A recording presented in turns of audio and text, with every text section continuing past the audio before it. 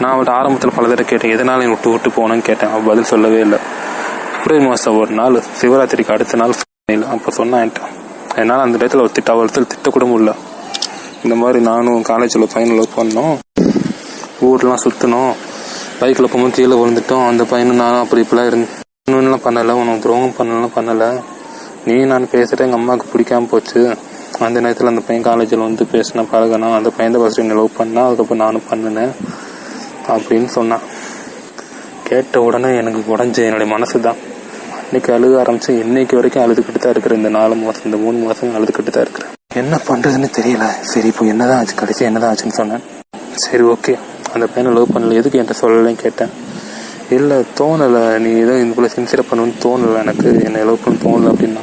இப்போ அந்த பையன் லைஃப்பில் இருக்கான்னு கேட்டேன். இல்லைன்னா அந்த பையன் திருப்பி லைஃப் வந்து என்ன பண்ணுவேன்னு கேட்டேன். வரமாட்டான்னு அடித்து சொன்னான். வந்தால் என்னடி பண்ணுவேன்னு கேட்டேன். வந்தால் செத்துருவேன்னு சொன்னான். போய் சாகுடின்னு சொல்லிட்டு நானும் ஃபோனை வச்சிட்டேன்.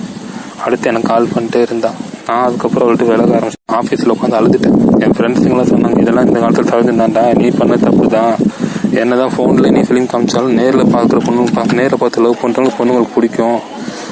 உன்கிட்ட தைரியம் இல்லைன்னு நினச்சா அந்த பையன் தைரியம் லவ் பண்ணிட்டா. நீ சுச்சுவேஷன் சூழ்நிலை குடும்பம் நீ பார்க்குற அவன், ஆனால் அந்த பையன் நேரில் அப்ரோச் பண்ணியிருக்கிறான், அதனால் விட்டு தள்ளு. இப்போ அந்த பையன் தான் அவள் லைஃப்பில் இல்லைங்கிறாள், இனி நீ யார் முடிவு கேளுன்னு சொன்னாங்க. நானும் கேட்டதுக்கப்புறம் நீ தான் இனிமேல் எனக்கு எல்லான்னு சொன்னான்.